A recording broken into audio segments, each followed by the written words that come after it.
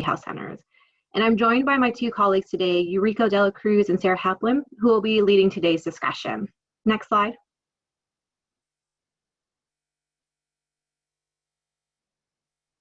So the PRAPARE partnership has been long-standing and led by the National Association of Community Health Centers, the Association of Asian Pacific Community Health Organizations, and the Oregon Primary Care Association. Next slide. And this is just a quick glance of our PRAPARE partnership team. Next slide. So just a really quick acknowledgement here. This project was supported by the Health Resources and Service Administration of the U.S. Department of Health and Human Services under the Cooperative Agreement National Health Center Training and Technical Assistance Partners. Next slide. So before we dive into our presentation, I just want to go over a few housekeeping items. The webinar will be recorded and posted online for future reference. We ask that everyone keep their lines muted throughout the presentation. And if you have any questions, please add them to the chat box as we will be addressing questions throughout the presentation. Next slide. At this time, I'd like to turn things over to my colleagues. Hi, everyone. Thank you so much for joining us. My name is Sarah Halpin, and I am the Program Associate for the research team at the National Association of Community Health Centers. And I'm very excited to be here with you all today to talk a little bit about the social determinants of health and PRAPARE. Next slide, please. So at quick glance, a lot of these terms, particularly the first three, can be seen as synonymous, but that's not actually the case. And so we wanted to kick off today with a quick run through of these definitions. SDOH often, have a negative connotation, but really they're the conditions in which we are born, grow, live, work, play, and age. And they include all the positive and negative factors that contribute to someone's health and well-being. Social risk factors are the conditions that, contribute to someone's health and well-being in a negative way. And so this is typically where we target our interventions either at an individual or community level. And then social needs are those risk factors that are really prioritized by an individual or family. And those are those real-time priorities and needs where clinicians can typically join in with their community partners or even in a lot of health centers using those wraparound services to help connect them to things like food banks to address food insecurity and things like that. Population health, typically, when we're talking about population health, we're referring to health center patients, or it could even be your immediate service area, depending on what kind of provider you are. So next slide, please. So we really like to use this diagram because it shows how interconnected everything is and why the social determinants of health are so important. Everything from, policies and programs that affect, your air and water quality, that's going to affect your health. And nearly 40% of your health outcomes are going to be based on social and economic factors, things like education, employment, income, community safety, things like that. And all of these affect, your ability to access care and your health behaviors too. The choices that you make are shaped by the options that you have. And so when we're looking at things like diet and exercise, for instance, there are a lot of things that are sort of leading up into why patients and communities are, struggling maybe to make those health behavior changes to improve their health. And so all of these things are really important for us to understand as we're working with our patients. Next slide, please. We can go to the next one. Awesome, thank you. And so this slide is really great because it shows sort of the disproportionate effect of where we're really investing a lot of our healthcare spending. Right now, it's really focused into those medical services at the point of care, when really the things that make us healthy are largely shaped by the social determinants of health, which are outside of the four walls of your exam room. And so by having the social risk data, having those social needs data, for you to really show what's affecting your patients and affecting their health, that really helps you sort of make that value-based payment ask in terms of reimbursement. And that'll really help support that health system transformation moving forward. Next slide, please. And so health centers and others are really increasing their use of social risk screening tools like PRAPARE to better understand and document and address the root causes of poor health, going beyond inequities. And so we can see how using standardized data on SDOH allows you to sort of work at all of these different levels, everything from the individual level to the policy level. And so we'll share these slides with you all afterwards for you to sort of take a deeper dive. But for the sake of time, I think we'll move on into an overview of PRAPARE. Great, thanks. So here are some of the questions that you all asked about PRAPARE in general. We had so many questions from you all, which was really great to see. So we're going to try and get to as many of them as we can. So if we don't get to your question today, definitely follow up with us via email. But here are a couple that we'll hopefully be working through in the next few slides. So what is PRAPARE? PRAPARE is the protocol for responding to and assessing patients' assets, risks, and experiences. And that really encapsulates SDOH in terms of, not just the good stuff, the bad stuff that affects your health, but the good stuff too. And this is not just a screening tool, not just a survey. It really has, a full implementation and action toolkit that we'll talk a little bit more about coming up. And so that's why we refer to PRAPARE as more of a protocol. Next slide, please. And so this is, again, a protocol that you can build into your EHR, and it's really designed to engage patients in assessing and addressing the social determinants of health. What we really want to emphasize here is building health center data-driven capacity to really accelerate community health improvement, really participate in value-based payment arrangements, demonstrate health center value to payers and policymakers. And even if you aren't a health center, this really helps in terms of any primary care space to help work again upstream to help make those changes. And so when you have that data to paint that fuller picture of your patients and all the needs that they face, it really helps you not only develop more tailored care plans for them, but again, move upstream. Next slide, please. And so PRAPARE was evidence-based and stakeholder-driven. We went through and looked at existing protocols alongside our partners at APCHO and OPCA. We worked in some stakeholder feedback, and we really worked to try and tailor it down into what are the key questions that are really going to help you sort of advance health equity, advance gather that data that's really going to align with other national initiatives like Healthy People 2020, what data points are really going to align to with ICD-10 and Z codes. A lot of people ask us if PRAPARE can also be used alongside different screening tools for, that are focused on, say, mental health or behavioral health. And so, yes, it absolutely can. Next slide, please. We can go to the next slide. Thanks. So as you can see here, we have 16 core questions that we really want to focus on in terms of getting that picture of the social determinants of health affecting your patients. We have the optional and the optional granular ones too, that you can add in if your workflow allows, or if, based on the relevance for your individual patient population that you're working with. And so again, if you find that you need to add in another screening tool for a more specified need like behavioral health, for instance, you can absolutely PRAPARE with that. Next slide, please. So PRAPARE, we're very excited to share, as you can see in this map, it's the most widely used social risk screening tool amongst federally funded health centers, and it's also the most widely used screening tool amongst Medicaid managed care organizations. Next slide, please.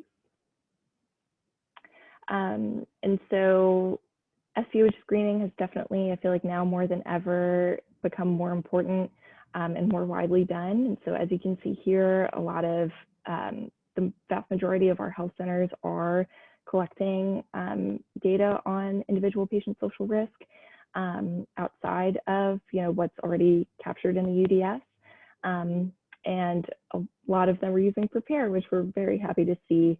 One of the main reasons why PRAPARE is so implementable in the health center setting is because so many of our core questions are overlapping with the UDS, and so you don't need to double collect those risk factors or those demographic items. If you already have them in your workflow, you're able to just sort of tack on those additional prepare questions. Next slide, please. And so again, PRAPARE is standardized and widely used. It's evidence-based and stakeholder-driven. We have a bunch of EHR templates on our website that you can use and access for free. We have the free implementation and action toolkit. It's workflow agnostic. You can fit it in at various points in your workflow, depending on what works for your individual health center or primary care practice or in your hospital setting. And it's patient-centered and actionable. Next slide, please. And so this sort of goes over the different chapters in our implementation and action toolkit. We have so many resources here that'll answer your questions in terms of, has PRAPARE been used in pediatric populations before? We have a case study for that. That's on our website. That's in our implementation and action toolkit. If you have more specific questions, especially after this, because, we have a lot of questions to get through and not a ton of time with you today, we definitely want to encourage you to look through the toolkit, and especially going through by chapter to get some of those questions answered. Next slide, please. And so PRAPARE allows you to engage with all these different value add opportunities too. I feel like COVID and the movement for racial and social justice have really put a spotlight on SDOH and inequities. And so there really is this growing urgency and support for SDOH-based initiatives and payment reform, and increased need for data sharing to support system transformation and more effective collaboration between, say, like a primary care provider and other sectors, whether that's your local health department or a community-based organization that you want to be working with. And so the opportunities listed here are just a few of the ways that you can use PRAPARE data to become really impactful leaders in this space and support your organization's long-term and strategic goals. Next slide, please. So I'll hand it over to my colleague, Yuriko. Oh, actually, never mind. I'm going to keep going. So we have a bunch of resources for you on our website in terms of using PRAPARE in the pandemic to assess those growing and changing social needs. One of them is our fact sheet on the impact of COVID-19 on the PRAPARE social determinants of health domains, and that really outlines how those growing needs have changed based on the different categories that are captured within the PRAPARE screening tool. Next slide, please. And we also just wrapped up a whole webinar series on assessing and addressing the social determinants of health during COVID-19. We had 3 sessions on adapting SDOH data collection workflows during COVID-19. If you're working in a telehealth setting to try and capture that, some of those questions can be found there. If you want to check out the webinar recording or the slides, we have practical strategies for social risk screening and also emerging strategies to address SDOH through community referrals and cross-sector partnerships as well. Next slide, please. All right, now I'm going to hand it over to my colleague, Yuriko. Thanks so much, Sarah. Hi, everyone. My name is Yuriko Cruz. I'm the Social Determinants of Health Manager. I'm really excited to be with you all here today. So wanted to talk a little bit about some of the questions that we've had. And again, like Sarah did before, we'll provide a sneak peek of the questions that we received and then really go through some of the content that will hopefully answer these questions. So this section is really dealing with data implementation. So I wanted to share with you all this PRAPARE coding and data dictionary, and it talks about how everything has been mapped together between the PRAPARE screening tool with ICD-10, LOINC, and SNOMED. This is a great tool to look at and just to get a sense of how everything is mapped out. We had a question around validation, so we wanted to provide the link to the PRAPARE validation fact sheet. It goes through the gold standards that we utilize and then how it was prepared, how the PRAPARE tool was developed. So definitely check out that fact sheet there. So definitely want to point you to that. One of the other questions that we had was around how do we use data? How do we, how can we make sure that it's actionable? And this is where data visualization is really helpful. Right now we have this screen this slide here focuses really on how do we visualize the data and using the data for team huddles and staff meetings. But as you can see, by having the data visualized, it really allows you to understand what's going on in your health center or in your practice, and then being able to act on it accordingly. So it could be individually or within the health center or looking at external partnerships. So then this section is going to talk about SDOH screening in particular. This is where we had a lot of our questions. All very valid questions. Where do I start? How do I motivate staff? How often should this be updated? So we're going to go through some of those points right now. So in terms of getting started, it's a common question, and it's something that really, it's really just the fact that you're looking to find more information is a great starting point already. So I want to acknowledge that there. Really important to really talk to your staff, talk to your teams, talk to leadership, and make sure that you're all on the same page. You know, the one thing that's been really helpful from a lot of our PRAPARE users is just testing it out, using a PDSA, starting small, and really when you test and pilot the use of data collection within your health center or within your practice, you're able to see how things work. So I would recommend starting with staff that are your risk takers or folks that are interested in piloting this.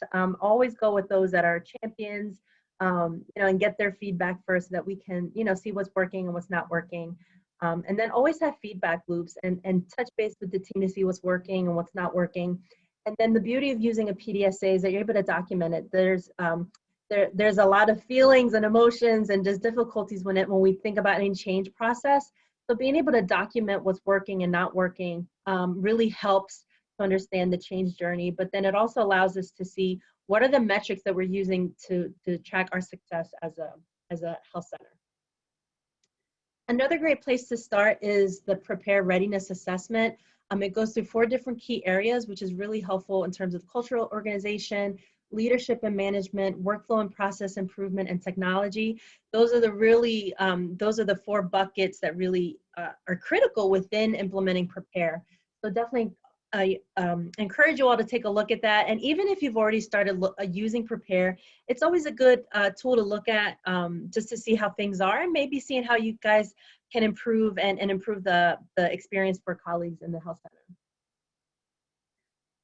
Always critical is to make sure that you crosswalk your data and make sure that you're not, you know, it's already hard as it is in our current health centers with everything that's going on. So take a look at your intake forms, see where you're already collecting some of this information. It may be in income verification forms, self-management forms, anything, but really think about what are the different data sources that could possibly have this information, and then take a look to see how that can be utilized. So again, take a look at everything that you're using and then map it out. And then, as always, include the team that's going to be collecting this information to see what they think would be possible ways to implement PRAPARE. We were asked quite a few questions as to workflows and how different primary care settings and health centers have been able to use PRAPARE. I want to point you all to this chapter in the toolkit, chapter 5. It has various workflow models. This is an example. What's nice about the toolkit is that you're able to see each of the different models, the reasons to use the model, the advantages and the trade-offs. And really, these are just guidelines. They're not set in stone, if you will. So it's just to give you all an idea. And as I said earlier, give it a test, give it a go, see what works, see what doesn't. And it really depends on your staffing model and who's available to do this work. So there's also some recorded webinar walkthroughs with these workflow models. So definitely take a look at that on our website. And then finally, in terms of how do we keep folks motivated? How do we get them to start something new that may be, you know, anxiety inducing? It's always helpful to use metrics to get you started, right? So one thing that I encourage all health centers and practices to do is to feedback that data. You know, you want to measure, you want to share the story of where you started and how you're progressing. So I would encourage all of you to collect the following metrics, and you could always report these out at team huddles or staff meetings. You know, you can start with the number of patients that were asked to prepare questions. Once you do that for about a week or two, then you add the number of social risks that were identified out of these patients. You do that for another week or two, and then you add the number of referrals made. So again, you just want to build upon little by little, you know, what are the metrics? How are you making sure that you're successful? And then feeding that back to the team, you want them to feel good, because it's a lot of hard work to do this work. So you want to show them the progress, share that story, share the celebrations. And one of the things that's always fun to do is to show the data by care team. And this is where you can, start some healthy competitions among care teams and clinicians in the health center. That's always a fun way to get folks motivated. Obviously, you want to keep it friendly. But definitely encourage you all to use this approach in getting folks started with using PRAPARE. So in this section, we're going to talk about data and technology. So we had quite a few questions here. And so hopefully this next section will answer these questions that we received. Hi, Eureka. Before we go into this section, I received 2 questions that I would like to address before we move on. So the first question is, regarding validation, how can we set up a scoring range for severity, and is there a standard such as that we have for a PHQ-9 screening? Do you have any comments on that? Yes, so I know with our team, with our colleagues at AppShow, they have been working on, and I'll talk a little bit about this in terms of risk stratification. So obviously the validation that I talked about before was really on the tool itself. That's how I understood the question when we received it, like how evidence-based is it? What sort of standards did we use to develop the tool? But in this particular question, we're talking about, when you get the responses, how are we able to weigh that against the other? So I would say, we do have a webinar on risk stratification. I know our colleagues we have had I think last year we had a learning collaborative that piloted, the model for that. So we can talk a little bit more about that later.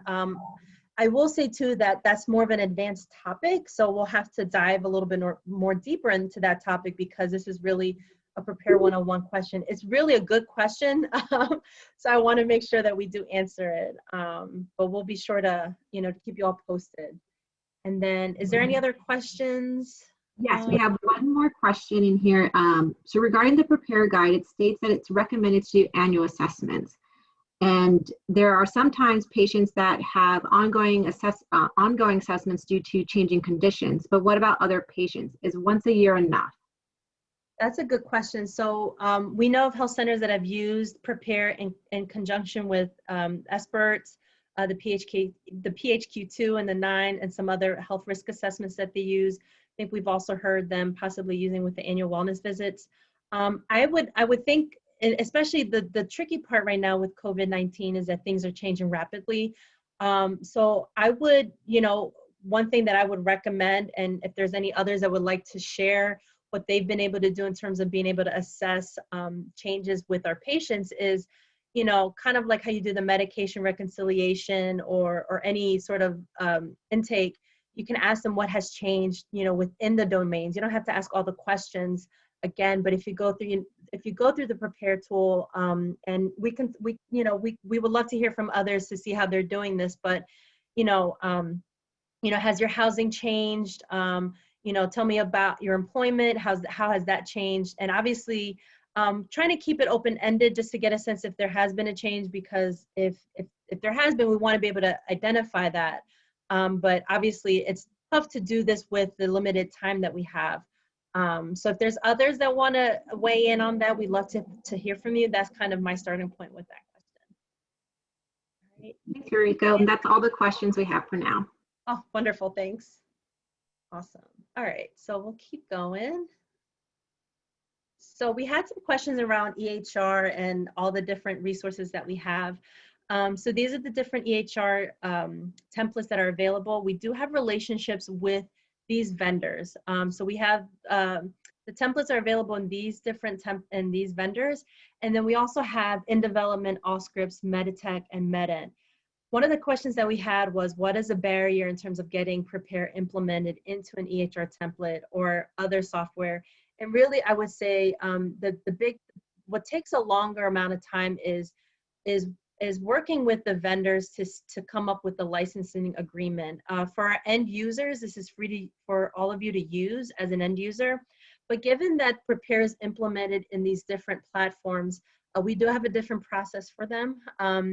If your EHR or if a platform that you use isn't listed here, definitely send us an email and we could definitely see about getting PRAPARE implemented in those tools or in those platforms. So I would say that's probably that's the first hurdle. And then I say after that is working with the vendors to make sure that PRAPARE and how it's embedded in the different platforms is user-friendly, right? We will be launching next month, actually in January, we'll be launching a Tiger team for PRAPARE users.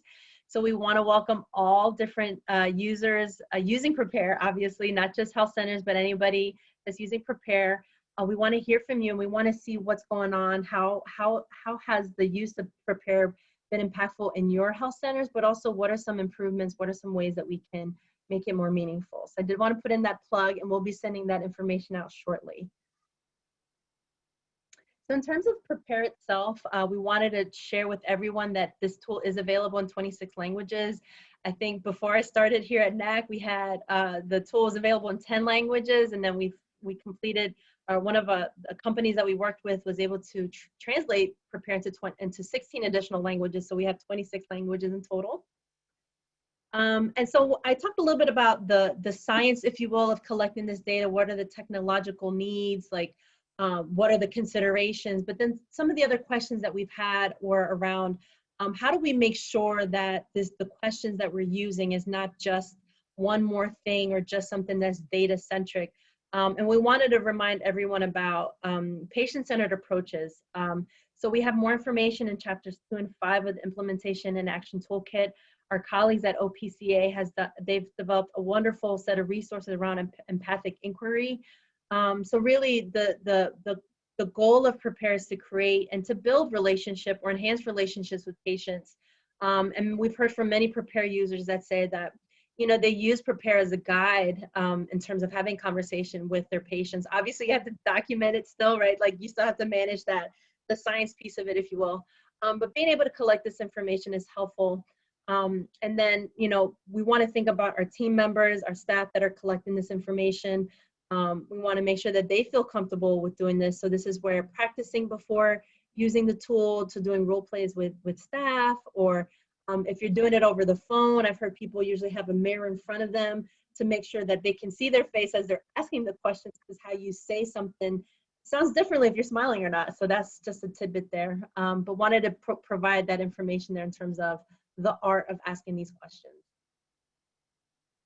So the next section is on risk scoring and stratification. And as I mentioned before, this is more of an advanced topic within PRAPARE and within SDOH screening. So I'm going to provide a very, very brief beginner level explanation of this.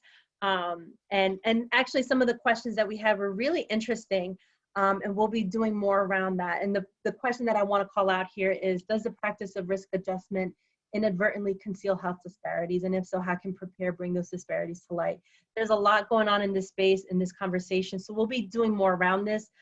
We didn't want to lose the importance of this topic within an office hour, so we'll be doing a more detailed, in-depth webinar regarding this particular question. But thank you for asking that very important question. So just to provide a little bit of background in terms of risk stratification, you know, risk stratification is really the process to identify and to predict which patients are at high risk. And, you know, this is really important as we move forward in value-based payment and understanding the complexity of our patients, and really, you know, being able to highlight and to share the value of health centers and different health providers in terms of the complexity of their patients. So this is really important information. The next piece of this is risk adjustment. So this is when it's a method to offset the cost of providing health insurance for individuals who represent a relatively high risk to insurers. And again, I don't want to go too much into detail here, but this is something that's, you know, there's a lot of movement in this space of population health. So I wanted to provide a very high level overview of those two definitions. So why do we include SDOH data in risk stratification modeling? Right now, the current stratification models only has clinical data, and we're missing a huge picture of our patients. So by being able to incorporate both social and demographic factors into medical risk models, it really gives us a fuller picture of our patients and the populations that we serve. So as you can see from this graph here, you know, when we look at the rates of asthma, a history of heart attacks, stroke, diabetes, and high blood pressure, the outcomes or the rates of these chronic diseases is very different when you think about those that are economically disadvantaged to those that are not, that are financially well off. So this is really important in terms of understanding, you know, what does our population look like and the complexity of the patient. And in this graph, you know, it's when I talked about risk stratification, it's really important that we have data that's inclusive of social risk factors or the social needs of our patients, because we're only getting one part of the picture. And if we're thinking about how do we plan, how do we monitor, and how do we prevent, you know, some of the rates of chronic diseases in our population, we need to have a better way of stratifying them so that we get a better picture. So obviously we see the picture of our patients, we can say, you know, they fall in one of these buckets, but your approach and your efforts for caring and treating them is going to change significantly based on their social risks or their social needs that they have. You know, a diabetic patient with a lot of social needs is going to have different health outcomes and a different course of treatment than a patient that doesn't have a lot of social needs. So that's just something to consider there. And our partners at OPCA created this wonderful slide, and this a nice visualization in terms of understanding the total population in our practice, right? So we have the example here of 10,000 patients in the population. Of the patient population that we have a total of 800 or so people that have diabetes. Of those individuals that have diabetes, we have 223 that have an A1C above 9, and we know that that's the metric. You know, that's a very important indicator in terms of diabetes care and treatment. So when we think about, you know, understanding what's happening with our patients that have diabetes, by being able to have the social needs of our patients, we're able to understand that of all of those that have an A1C above 9, 56 of them have significant social needs. So by being able to understand that, you know, they've missed appointments, they're living below the federal poverty line, you know, they're not a native English speaker, they have co-occurring mental health diagnosis, they didn't graduate high school. By knowing this information, it allows us to really understand it really allows us to understand what's happening, and then we're able to understand and partner with our patients so that we work collaboratively on a course of treatment that meets their needs where they're at. When we looked at, you know, when we wanted to take a look at in terms of what were the most common risk factors or the SDOH risks and assets of our patients, and this was out of, you know, this is through 17 health centers that were part of the pilot program of using PRAPARE, and this included health centers from California, Hawaii, Iowa, New York, Oregon, and Texas, and there was a panel of about 7,000 patients, and when our team looked at the most common social determinant risks, these were the most common ones. And obviously this is just a snapshot in time. So this has, I'm pretty sure this has changed significantly since COVID has started, right? But what's great about this is that we were also able to see what were the most common assets amongst our patients. And that's something that we really need to think about as health professionals, is what are the strengths, the gifts, and the assets that they have. And in this point in time, we were able to see that over 50% of the patients were really socially integrated. And we know that that's a really important protective factor of patients. Obviously with COVID, that's going to be challenging, but understanding both the risks and the assets of our patients is really important in terms of caring for them.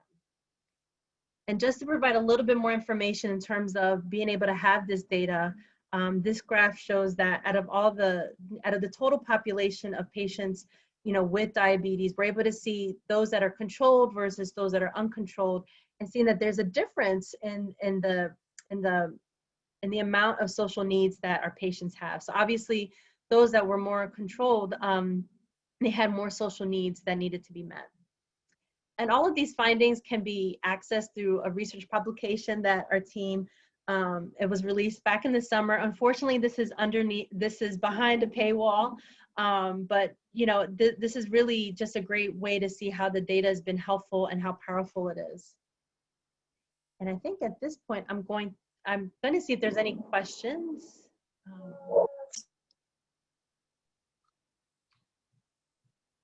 Sure. So one question we got is, do you have any concerns about how health insurance payers will use the PRAPARE data?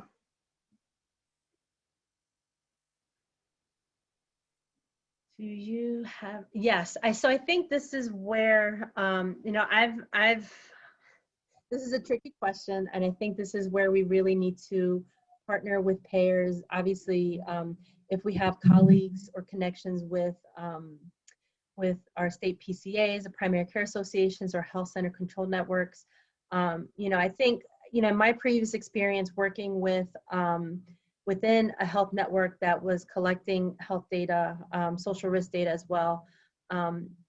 This information is different, right? And there's, I know, you know, we have to safeguard this information, and we have to make sure that it's being used in an equitable way, because sometimes this data could be used in a way that inadvertently punishes our patients, right? So I think there is concern, but I think we have to bridge, and we have to probably provide context, because a lot of times when we think about payers, or even technology, when we think about our IT partners that they're building reports or they're using this data, we have to remind them that these are people, right? And a person is not just a data element. It's more complex than that. It's more nuanced than that. And I think when it comes to working with payers and how they use their data, it's really about having a seat at the table and having the narrative. So it was one thing to have the data, but it's really another thing to be able to share the stories. You all see and hear the stories every day within your health centers or within your healthcare settings in terms of what's happening with your patients. So it's a matter of safeguarding that information and being able to provide that context so that, you know, payers and anyone else that, you know, social determinants of health is such a big topic right now.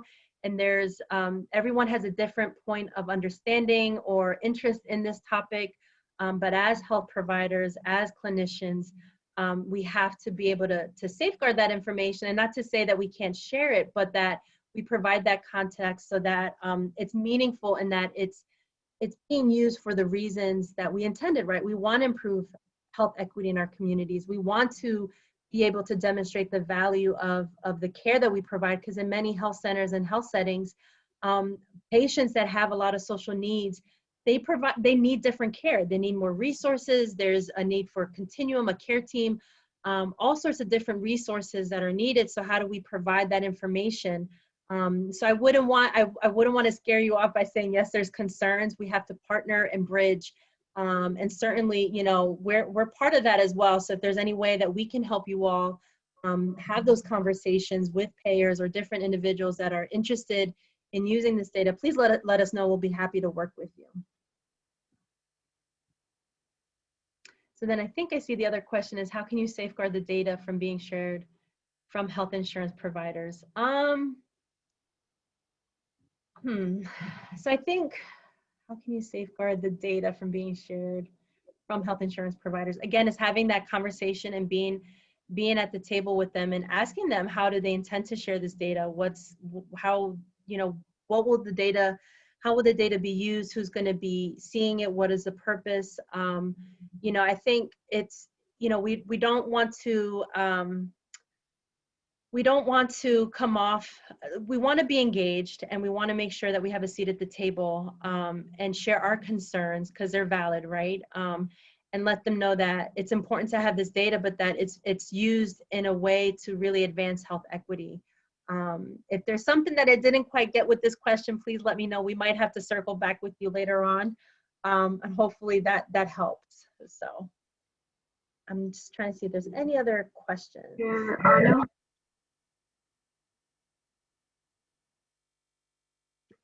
How can you ensure to prevent them using the data to prevent the patients being insured with ACA is denied?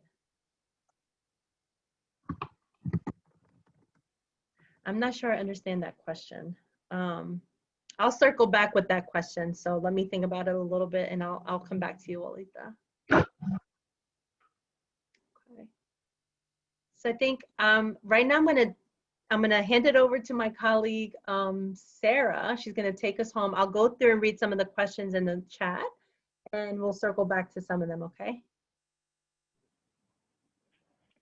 Thanks, Yuriko. All right, so one of the questions that we get all of the time, and one of the biggest barriers I think that a lot of people have in terms of beginning their PRAPARE journey and really starting to screen in their health centers or in their practices is, okay, we have this data, but we don't necessarily know where to go in terms of how to meet those needs. It seems daunting to ask questions about needs or risks when you don't necessarily know how you'll then address those needs or risks. But one of the things that we really want to emphasize is engaging with your community and developing cross-sector partnerships, because obviously, there's only so much that you can fit into your 15-minute, clinical encounter, and no one's expecting, a health center or a primary care practice necessarily, to come up with a solution for the affordable housing crisis, right? So here are some of the questions that we received in terms of how you connect people to services in their communities, how health centers are working with their states, again, to begin to meet those needs, and how the healthcare industry and the affordable housing industry can collaborate to collect data and make that actionable to help meet people's needs. So we'll go to the next slide. So one thing that we do want to refer you all to is that there are a bunch of community resource platforms available to you. There's 211 on Bertha, Healthify, NowPow, 1 Degree. I'm sure the list goes on. And so you can, based on the needs that you've identified, you're able to sort of look at what's available in your community and refer patients that way. There are trade-offs to each, but that's something for you to look at within your own community to see which of these, if any, is going to be right for you and your practice. A lot of our health centers have also really done it themselves and found ways to meet those broader needs of their patients by building in those services within their own practices.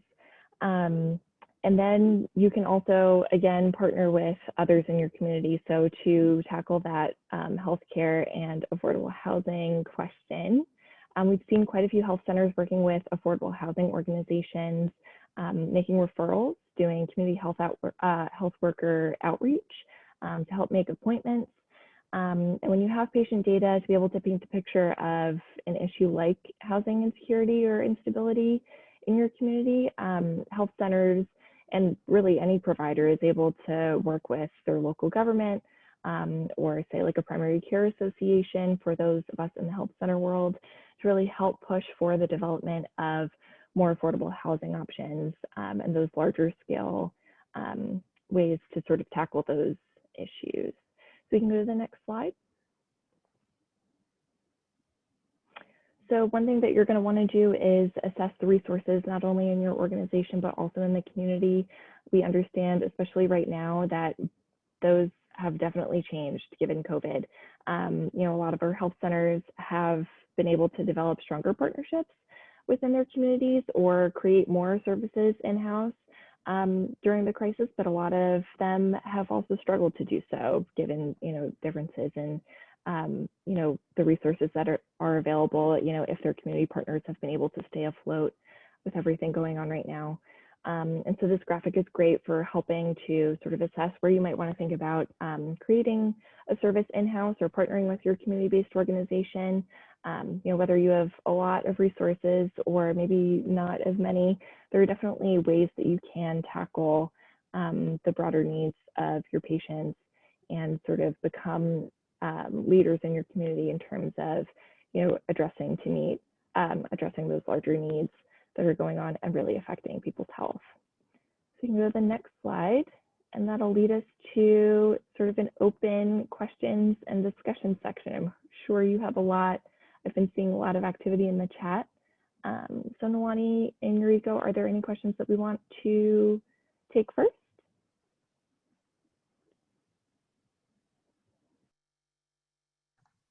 Give it a few minutes to see if there's any questions that come in. Currently, we have addressed all questions.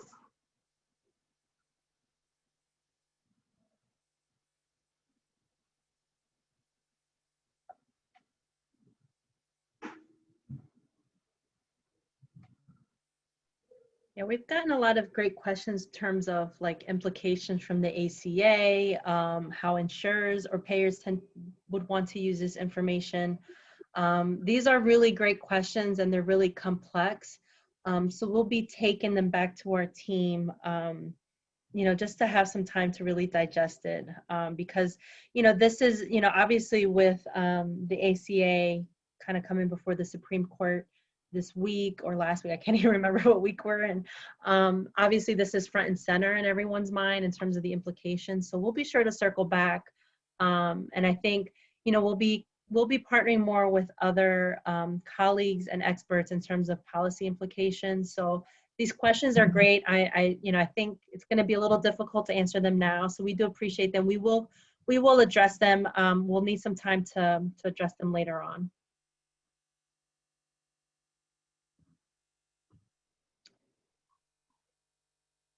So if folks have other questions and really just want to emphasize, you know, anything that's really 101. And even if we can't answer it now, we'll be sure again to take it back to our team and start plugging away at it. Because there's a lot coming down the pike in terms of, you know, the ACA and just how everything is coming together with using this data, really valid concerns and questions.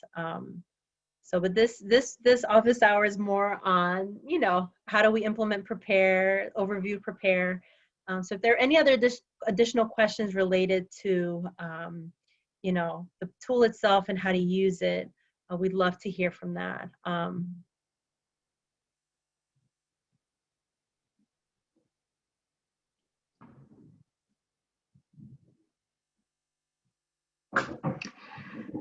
Okay. It looks like we have not received any more. Oh, here's one more question. How do we get to know about future webinars, and can you send us information as you plan to conduct webinars? Yeah, I can take that one. Yeah, so for sure on our website, we definitely encourage you to sign up for the PRAPARE listserv. And we definitely put out blasts either quarterly or monthly, depending on how much we have going on. And that'll let you know what's coming down the pike. We also post all of our upcoming webinars on the PRAPARE training and resources page. So I definitely would invite you to, you know, keep that bookmarked and check back frequently because that's where we'll house all of our recordings, transcriptions, slides, all of that good stuff. And you'll also see some announcements for upcoming webinars there as well. And I know, you know, depending on the firewall of different servers and emails, you know, you might not be getting the email because we do use MailChimp. So we do encourage you to list or to add another email that's personal, just in case there's a firewall. You know, we have a pretty strong firewall here at NAC, so sometimes we don't get emails because they're considered junk, but they're not. So just wanted to plug that out.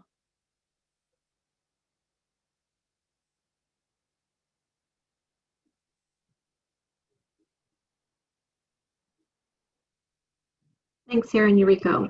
And I would say that concludes our PRAPARE 101 office hours. The webinar recording and slides will be posted to our website early next week. And in the meantime, if you have any questions or feedback, please feel free to contact us at prapare@nac.org. Thank you to the presenters and to all of you who've joined us this afternoon. Have a great weekend, stay safe, and happy Thanksgiving. Also, just wanted to say we're launching a poll, so if you guys can take a moment to answer the poll, that'd be great. Sorry about that.